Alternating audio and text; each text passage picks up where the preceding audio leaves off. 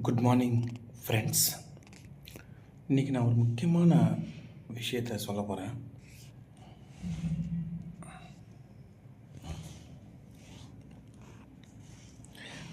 This is cashew nuts.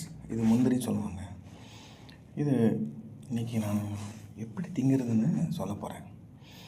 இதை இப்படி ஒரு கையால் ஒரு எடுத்துக்கணுங்க. ஒன்று எப்படி எடுத்துக்கிட்டு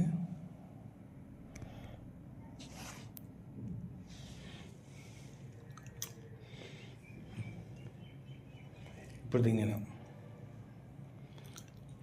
இப்படி சவைச்சி திங்கணும். இது பேர் தான் முந்திரி திங்கிறது அப்படின்னு சொல்லுவாங்க. இப்படி ஒன்று எடுத்துக்கிட்டு